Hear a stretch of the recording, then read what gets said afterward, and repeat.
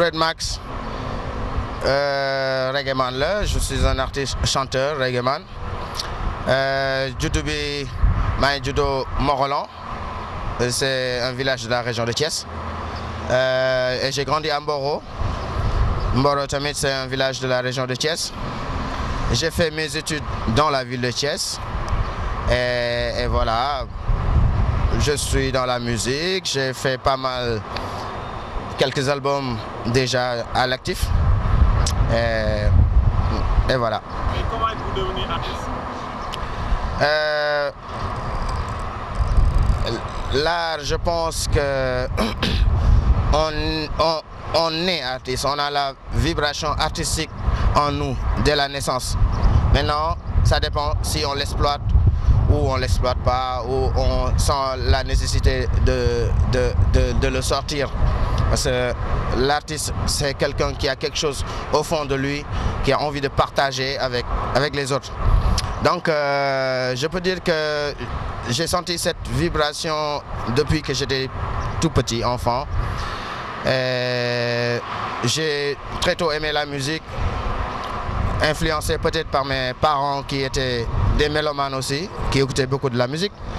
Et donc moi, j'ai beaucoup aimé la musique depuis le bas âge. Et je m'amusais souvent à interpréter les chansons que j'aime beaucoup. Et c'est là que le feeling est déjà là, quoi. Mais c'est après mes études, après la classe de terminale, que j'ai décidé de me lancer carrément dans la musique. Et voilà. Quand on parle de musique au Sénégal, automatiquement dañuy xalaat mbalax et tout ça. Pourquoi choisir yi par rapport ak c'est vrai que reggae bi mu ngi occupé place bu bëri ci musique sénégalaise. Kooku c'est assez normal vu le lien culturel bi nga xam ne musique boobu am na ko ak Sénégal, quoi, le lien li nga xam ne moo ko boole ak Sénégal. Mais pourquoi le choix du reggae? C'est vrai que c'est une bonne question, parce que le reggae fait partie des musiques yi nga xam ne man moom laa déglu, que j'ai écouté depuis bi ma nekkee xale, via mes oncles qui aimaient le reggae aussi. Et c'est une musique qui m'a beaucoup marqué en tant qu'individu, en tant qu'Africain, en tant qu'homme noir, comme je peux le dire. Et donc ça m'a beaucoup marqué et ça a beaucoup participé à l'éveil de ma conscience, à ma manière de voir le monde par rapport à ma personnalité. Et donc dafa nekk musique boo xam ni ça m'a beaucoup appris dans la vie. Et voilà, j'ai senti, je me suis dit que c'est la musique qu'il faut pour ma génération, pour la génération d'aujourd'hui. Et donc, puisque j'aime bien chanter, je me suis dit que j'ai peut-être une mission pour ma génération, c'est-à-dire partager mes idées yi nga xam ne sax reggae bi sax moo tax ba sama xel gën a ubbeeku ci loolu. Et donc, j'ai choisi de faire du reggae, tout en sachant que le Sénégal, c'est pas véritablement un pays de reggae, mais quand même, le reggae est une musique beaucoup écoutée au Sénégal. Et donc, je me suis dit que je vais participer à faire connaître cette musique au Sénégal, pour que le Sénégal soit au moins un pays de reggae, ou que le reggae prenne sa place dans le paysage musical sénégalais. J'ai choisi ce chemin, sachant que ça ne va pas être facile, parce que avec le reggae, c'est toujours pas évident. Le reggae, c'est une musique qui a toujours été marginalisée, de par son caractère révolutionnaire, de par son caractère anti-système, de par toutes les revendications qui se trouvent dans cette musique. Cette musique s'est trouvée être marginalisée, comme je peux dire. Et les dread, les rastaman aussi sont des personnes aussi souvent marginalisées, parce que le style fait un peu peur, parce que c'est pourquoi on l'appelle dread. Dread en anglais veut dire affreux. Donc ça fait que c'est pas une musique, c'est pas un courant musical, c'est pas un chemin facile. Mais pourquoi choisir la facilité? C'est pas ça qui va nous faire reculer, parce que le message que contient le reggae est beaucoup plus fort que tout ce qui est aux alentours. Et donc j'ai choisi de faire le reggae.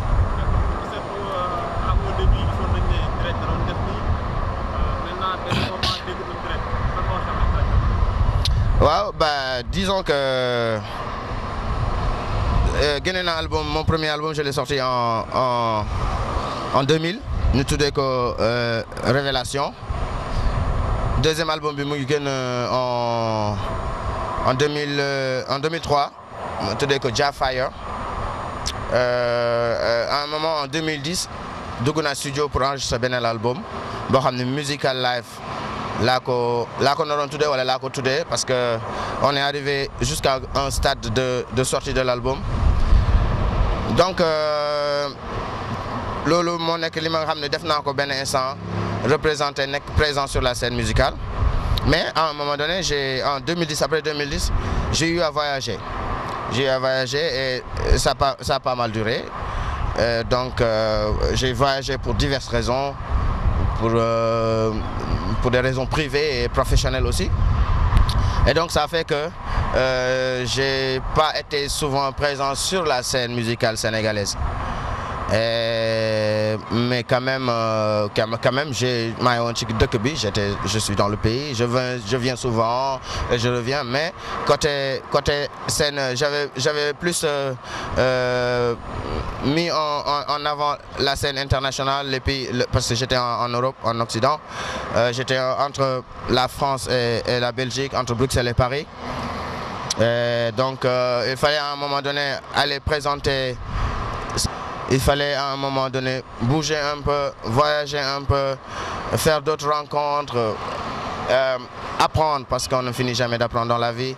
Et le voyage, pour moi, c'est le meilleur moyen. Jang, gis lenen, bulu bokol ak li nga xamni mom lay dundu. En plus, bon, c'est vrai que mais voyage bobu j'ai reçu pas mal de critiques par rapport à ça. Mais personnellement, je pense que je me considère comme un citoyen du monde. Le monde m'appartient. Le monde pour moi, c'est un grand village, malgré ces cicatrices qui sont les frontières qui sont là. Mais moi, je milite pour un monde sans frontières. Donc, c'est pas cohérent. Je Sénégal, de me bouger, j'ai pas le droit de voyager. J'ai le droit de voyager, j'ai envie de voyager, j'ai besoin de voyager. Je fais la musique, la musique c'est ma vie. Le reggae c'est ma musique. Mais aussi, j'ai une autre vie à part ma vie musicale. J'ai ma vie privée que je dois gérer et donc j'ai voyagé. Bon, d'aucuns disent que ça a duré. C'est vrai que bon, après, on a une... Est-ce qu'il n'y a pas eu des impacts négatifs sur votre... Non, je pense, non, personnellement, je n'ai pas senti d'impact négatif dans ça. Parce que forcément, à chaque chose son temps. Moi, j'ai pris le temps de voyager, j'ai pris le temps d'apprendre. Et donc, tout ça, c'est des choses, c'est une richesse que j'ai eue en plus, de l'expérience en plus. Et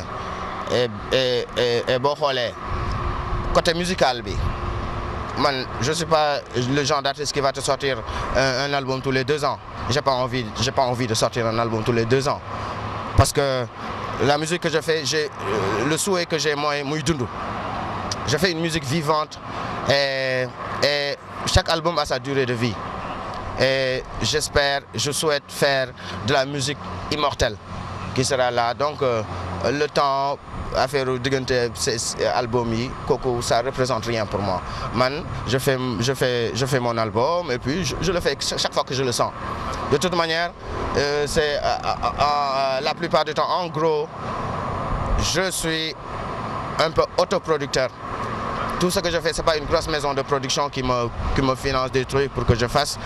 J'ai des soutiens qui aiment ce que je fais et qui pensent aussi que ça doit être vulgarisé et qui me soutiennent dans mes projets. Donc je prends mon temps, je fais comme je le sens et puis lolo.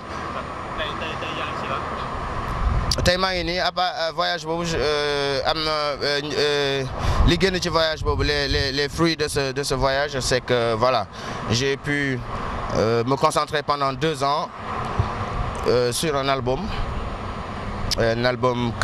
qui vient juste de sortir. L'album s'appelle Reggaevolution Time. Et voilà, c'était aussi un des objectifs de mon voyage, de trouver des bons studios, des bons ingénieurs de son, des gens qui connaissent vraiment le style musical dans lequel j'évolue, étant le reggae, parce que vraiment am na benn instant peut-être tey sax mu ngi tane te maa ngi big up sama brother Bob Dina boo xam ne maag moom on a travaillé sur Jafaya. Sincèrement, c'était un peu compliqué de trouver les bonnes personnes parce que le reggae englobe beaucoup de choses. C'est tout un monde, c'est toute une culture. Donc, même pour mixer du reggae, il faut avoir l'esprit reggae. Il faut connaître cette musique parce que on ne mixe pas le reggae comme on mixe un morceau de mbalax. Donc, du coup, il a fallu que je bouge pour am lolo. te man personnellement li ma jot a liggéey ça va li ma doon seet am naa ko et donc ci fin décembre bi ci la génne naa CD bi mu doon bëggum le CD est sorti. En cet instant, c'est déjà là, quoi, tu vois. On peut le trouver quelque part, mais un peu timidement, c'est pas vraiment sur le marché carrément. Mais d'ici la fin de l'année, le produit sera disponible carrément. D'ici même la semaine à venir, on pourra l'avoir sur le net. On a l'album physique est là, mais aujourd'hui, les CD donnent leur amener. C'est quelque chose qu'on le CD, les CD ont tendance va disparaître et sur le chemin de disparaître. Et donc du coup, la plus grande partie du boulot se fait sur le numérique et puis tout ça. Et donc d'ici à la fin de la semaine, l'album sera disponible sur les plateformes de distribution de musique. Donc, album B, c'est un album de 7 titres pour 2017. Et donc, dans les 7 titres, j'ai parlé, comme d'habitude, j'ai pas changé de ligne directive. J'ai parlé, l'album s'appelle déjà Reggaevolution. Reggaevolution, c'est le reggae pour l'évolution, le reggae pour la révolution. L'évolution dans les consciences. La révolution partout dans tous les domaines de la vie, dans tous les domaines de la société. Des fois, quand on parle de révolution, ce mot a tendance à faire peur. Mais dans la terminologie du mot, il n'y a rien à avoir peur. C'est la révolution dans le domaine politique qui peut être accompagnée de violence, mais cette violence n'est pas tout à fait nécessaire pour la révolution. À part cette révolution politique, il faut une révolution politique dans ce pays, dans ce continent africain. Il faut une révolution scientifique, il faut une révolution agricole, il faut une révolution culturelle. Et dans la révolution se trouve l'évolution. Et forcément, on est appelé à évoluer dans la vie. Tout est appelé à évoluer, tout évolue. Et donc voilà, je l'ai appelé Reggaevolution parce que pour moi, les temps sont sérieux aujourd'hui. À mon avis, je sens qu'on est dans un tournant de la vie et les choses changent. Soit on s'adapte à l'époque dans laquelle on est, soit on est réceptif aux nouvelles vibrations qui viennent, soit on reste dans l'ancienne époque et puis c'est ça. Donc ça c'était Reggaevolution, Reggae Evolution, Reggae Revolution. Et donc ça c'est le titre aussi phare de l'album. Il y a un morceau qui s'appelle Maxime du temps. les maximes du temps, les maximes dans le temps. Les maximes, c'est les proverbes. Pour moi, les maximes, c'est les théorèmes de la vie. Comme en mathématiques, c'est les théorèmes qui nous aident à résoudre des équations, les équations de la vie. Donc les maximes du temps parlent du rapport entre le temps et l'argent. Parlent de notre manière de gérer notre temps. On a le temps. Mais aujourd'hui, l'argent est devenu le nerf de la guerre. Alors, pratiquement, on passe tout notre temps à chercher de l'argent. Jusqu'à en oublier le temps de vivre. On en oublie le temps d'aimer. On oublie le temps de s'occuper des choses les plus importantes. On se focalise sur l'argent. Et donc, cette chanson parle du rapport entre le temps et de l'argent. Et c'est dédié à qui exactement? Parce que si on parle de temps et d'argent, on passe directement au Modou Modou, Non, c'est dédié à toute personne qui vit. C'est-à-dire, nous tous qui sommes là, nous utilisons notre temps. Chacun sait comment il utilise son temps.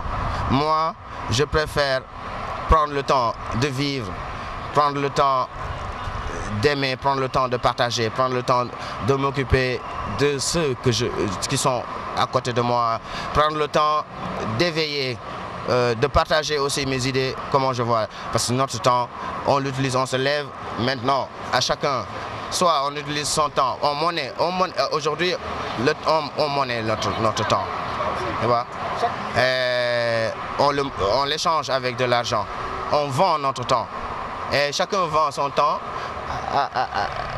à prix différent, au prix que le système nous propose. Et d'autres pour 1 heure de temps, ils le vendent à des milliers de dollars. D'autres pour leur 1 heure de temps, ils le vendent moi, je préfère pas vendre mon temps. Moi, je préfère échanger mon temps. Je préfère profiter de mon temps. Parce que le temps, la richesse qu'on a, toute la richesse qu'on a aujourd'hui dans ce monde, dans cette vie, c'est notre temps.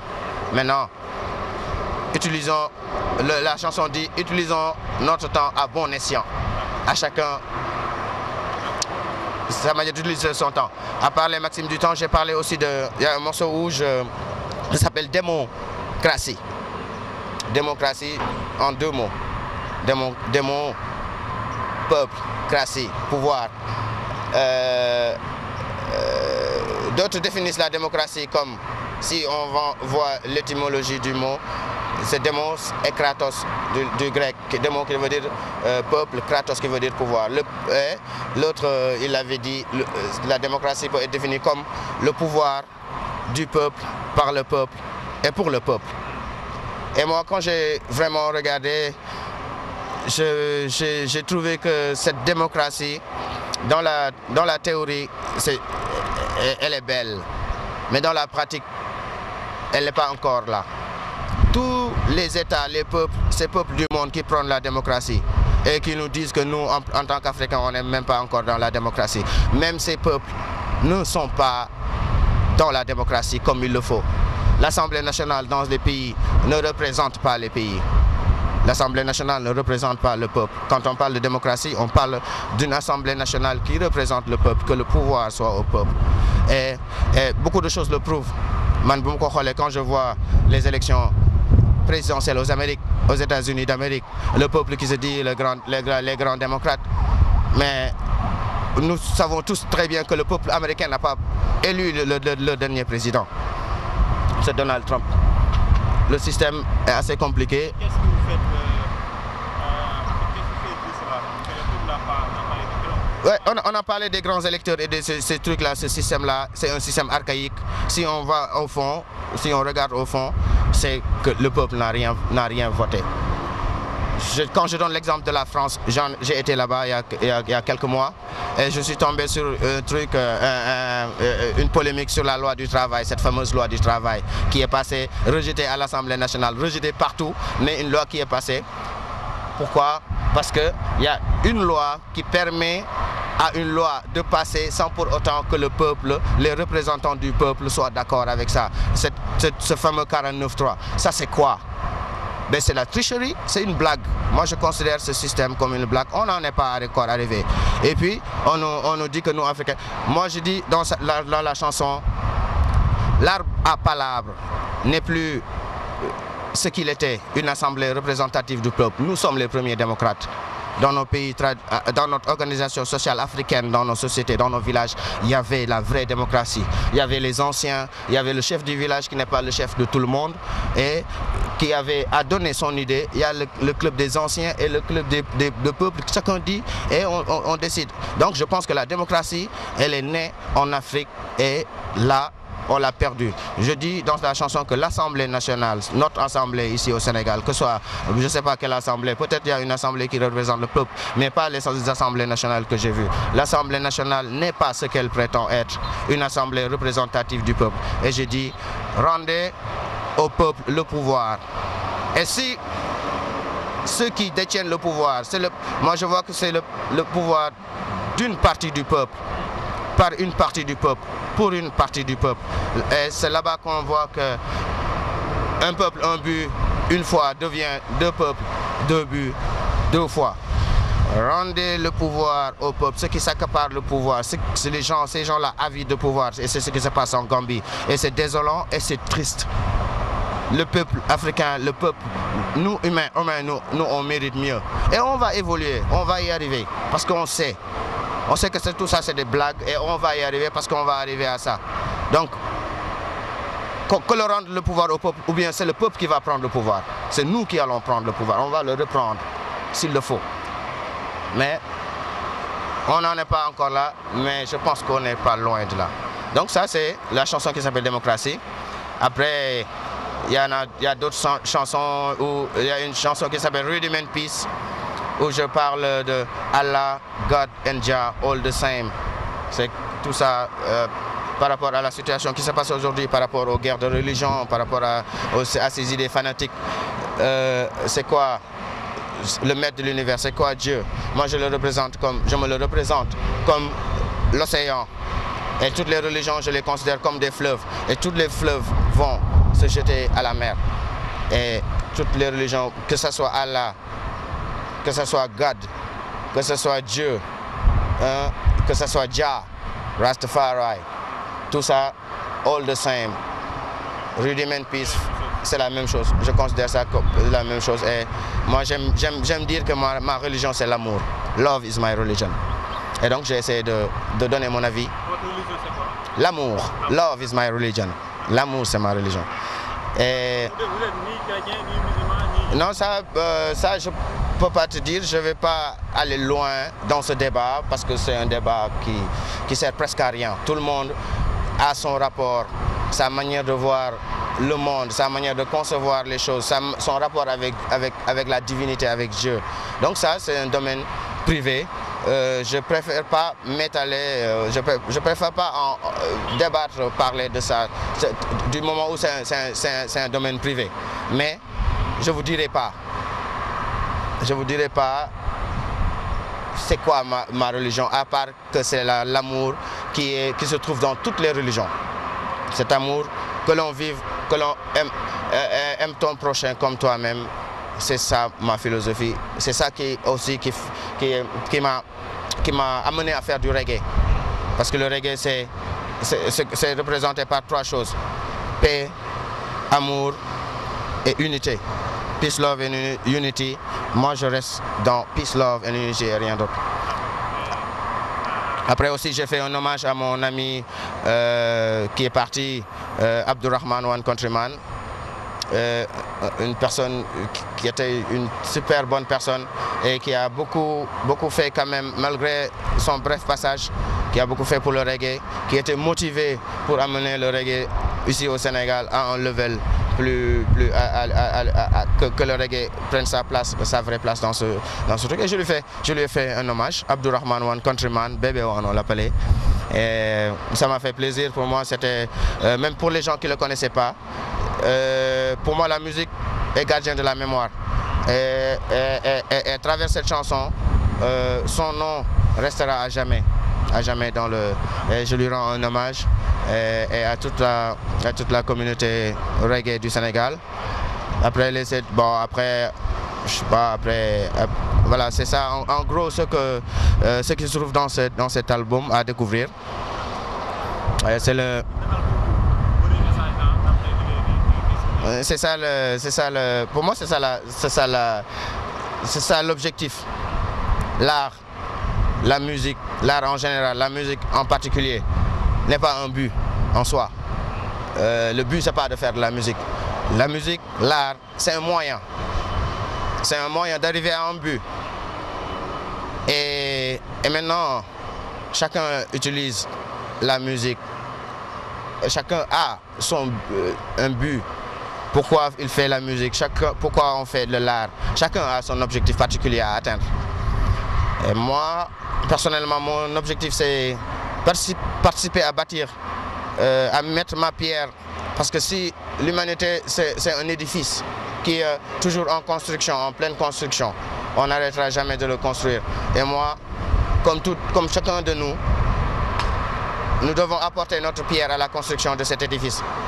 Et moi, ma manière d'apporter ma participation, c'est la musique, c'est le reggae. Et forcément, le message est là. J'essaie de partager mon point de vue, ma vision des choses. Peut-être que ma vision des choses peut être différente de la vision des autres personnes, mais quand même, c'est une vision, c'est une proposition. Parce qu'il y a une chanson à la Godenja où je dis « Les idéaux agonisent » en parlant d'idéologie.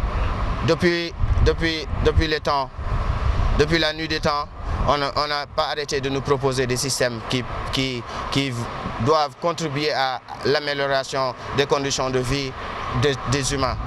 Et pas mal de systèmes ont échoué, n'ont pas pu remplir leur mission, leur objectif. Pas parce que c'est des mauvais systèmes. Non, il n'y a pas de mauvais système. C'est l'application de ces systèmes. Et la démocratie, c'est ce qu'on fait de la démocratie, c'est ça. Aujourd'hui, cette démocratie peine à améliorer les conditions de vie des gens. Aujourd'hui, on aurait dépassé ce stade dans ce pays, dans notre pays, le Sénégal, en Afrique. Et donc, moi, je participe à ma manière à apporter ma pierre. Et j'espère que le message est bien reçu. J'espère que beaucoup de gens partagent aussi ma vision des choses. Et ça, c'est important. Je pense qu'il y a aussi une actualité qui est africaine. Comment appréciez-vous la situation actuelle? Peut-être qu'il y a assez de la parole. C'est désolant. C'est désolant. Je pense que le président Yahya Jammeh se moque de nous, de l'humanité, du monde entier, comme plein d'autres aussi. Ça, c'est faire n'importe quoi. C'est ça, c'est ne pas aimer son peuple. Ça, c'est faire du mal à son peuple. Parce qu'il y a des décisions, quand tu les prends, tu sais que c'est que des problèmes qui peuvent arriver. Il n'y a pas d'issue heureuse à certains genres de situations. Mais je continue à prier pour le peuple gambien, pour le peuple sénégalais, pour le peuple africain, pour qu'au moins on retrouve les chefs qu'il nous faut, les leaders qu'il nous faut. Parce qu'aujourd'hui, je vois plus des dealers que des leaders. La différence entre... Hein? Le système en général, le système politique mis en place ici, que ce soit au Sénégal, que ce soit en Afrique, que ce soit dans le monde, c'est de la tricherie. Il y a un peuple, il y a deux peuples, deux objectifs qui ont deux objectifs différents et qui croient en deux choses différentes. Moi, je le pense comme ça. Je pense qu'il n'y a que des... Pour l'instant, je vois la plupart du temps que des dealers. Entre leader et dealer, c'est quoi? C'est quand tu prends le D de dealer, tu le interviews avec le L, c'est juste ça. Moi, je pense que quand on voit la chose au fond, nous, la situation dans laquelle on vit aujourd'hui, la situation, on se pose des questions souvent quand on compare l'Afrique occidentale et la française et l'Afrique anglophone. On voit que quand on parle d'émergence, on le voit là-bas dans l'Afrique anglophone. Et on a beaucoup de retard en Afrique francophone. Pourquoi? Nous tous, on sait que ce truc de France-Afrique, c'est aussi une blague. Et que ça doit s'arrêter. Moi, je milite pour qu'on sorte de ça. Ça, c'est le premier problème qu'on a. Parce que moi, je l'ai chanté quand j'ai chanté Black Rebel pour une annulation totale et sans condition de la dette africaine. C'est dans ce sens que je le dis. pour que l'Afrique puisse se libérer. On doit se libérer. L'actualité, quand tu vois, il y a des choses, l'Internet aujourd'hui fait beaucoup de choses, il y a beaucoup de choses qui sortent dans l'Internet. On voit le nombre de milliards d'argent qui sortent de notre pays, qui s'en va dans les banques françaises. Avec ça, comment voulez-vous qu'on avance, hein? Avec ça. Et puis, maintenant, reste à nos leaders de nous aider, d'être encore beaucoup plus patriotes, d'aimer leur peuple et de passer, de vivre pour essayer de nous libérer de cette mainmise occidentale sur l'Afrique. Pour moi, le premier objectif d'un président, c'est de nous libérer de ces chaînes, de la colonisation. On nous parle d'indépendance. Tout ça, c'est des illusions pour moi. Et donc la situation, je le vois comme ça. Je pense que, je sais que, je le sens que les bons hommes, les bons chefs, les bons leaders sont là. Peut-être ils ne sont pas encore déclarés, mais ils sont là. Et quand le moment viendra, ils seront là et ça va forcément évoluer. Moi, je suis optimiste toujours dans ce sens, mais la manière dont la politique, la manière dont les choses sont gérées aujourd'hui, je ne suis pas satisfait du tout.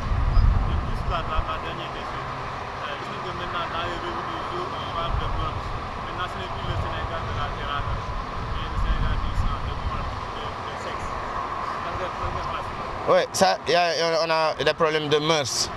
Je pense qu'on a traversé pas mal de périodes au Sénégal ici. Il y a quelques années, on a vécu la même situation. Après, à un moment donné, on n'entendait plus parler d'agression et de meurtre et de trucs comme ça. Mais je vais citer les paroles d'un homme qui dit: quand une minorité de courtisans se glorifie dans la richesse, dès lors les gens font un peu n'importe quoi pour survivre. Vol, brigandage, agression et corruption s'installent. La société est divisée, il n'y a plus de sécurité. Et quand les forces de l'ordre ne servent que les intérêts des autorités, alors là, ça ne va plus. Pour moi, personnellement, c'est les signes que ça ne va pas. C'est les signes que ça ne va pas. Et c'est quoi? Quand quelque chose se passe, on a tendance à dire: ah ben ouais, il faut mettre la police, il faut mettre la police. Ça, c'est pas la solution. Ça, c'est pas la solution. La solution, c'est de savoir pourquoi les gens ont besoin d'agresser, de voler, de faire des braquages. La raison, c'est pour survivre. Et donc, c'est parce qu'il y a un niveau de pauvreté extraordinaire qui se passe. On utilise des mots, on parle d'émergence et tout ça, mais je pense qu'on est encore loin dans le trou et la situation devient de plus en plus grave. Ça, c'est les signes. C'est des signes. Quand ça se passe comme ça, c'est des signes qu'il faut changer de politique. Mon dernier mot. Le rendez-vous, j'aimerais bien fixer un grand rendez-vous avec les fans quelque part au stade ou quelque part un grand truc. C'est mon souhait pour l'instant. Pour l'instant, l'album est là. Et on aura le temps de laisser aux gens le temps de découvrir l'album, de s'imprégner dans les bonnes vibes que j'ai essayé de partager dans l'album. Et puis, dire que j'ai voyagé, j'ai beaucoup voyagé. Et là, je suis de retour. Dread Max is back again for real. Mon public m'a manqué, mes fans m'ont manqué, le Sénégal m'a manqué, la scène musicale sénégalaise m'a beaucoup manqué. Et tout ça, c'est maintenant derrière et que je suis là et qu'on ne s'inquiète plus et que beaucoup de gens pensaient que j'avais arrêté de faire la musique. Voilà, non, Dread ne peut pas arrêter de faire la musique. Comment? Mais non, on est vivant, on est éternel, on est là pour l'éternité. Parce qu'on a semé la graine, on continue de semer la bonne graine. Et on est là, t'inquiète. Si de toute manière, mon lien avec la musique est éternel. J'aime la musique. J'ai le choix. Je peux faire la musique et la partager au plus grand nombre. Je peux faire la musique et la partager avec le plus petit nombre, ou le faire de la musique pour moi-même. Moi, je joue à la guitare, je chante. Chanter me fait plaisir. Chanter me nourrit, chanter me soigne. Et donc, tant que je suis là, je ferai de la musique. Maintenant, est-ce que je peux décider de ne plus partager ma musique avec des gens, de faire la musique pour moi-même, d'être un peu plus égoïste? Je peux. Ben, mais bon, après... Bah, on sait jamais. On sait jamais. Mais de toute manière, on est là, on vit l'instant présent. On essaie de représenter et de participer. Tant que j'ai la possibilité de participer et de partager mes idées, je le ferai, parce que, en fait, à un moment donné, je peux dire que j'ai pas le choix. L'Éternel, le maître de l'univers, m'a offert un don, un petit talent, que voilà, je ne peux l'utiliser qu'à bon escient. Et voilà, on est là. Et je remercie tous ceux qui sont derrière, tous ceux qui me supportent, tous ceux qui m'encouragent, tous ceux qui participent à ce que la mission évolue. Je fais un grand big up à toute ma famille, et à tous mes fans, et je prie pour que le Sénégal sorte de cette situation difficile. Je prie pour que les enfants, tous les enfants du monde, parce que c'est eux qui représentent notre futur, et vivent dans de très bonnes conditions. Et voilà, je fais un big up. Je vous remercie aussi pour m'avoir offert la possibilité de m'exprimer. Et je vous dis, Dread Max is back again for real. Big up. Yes, I.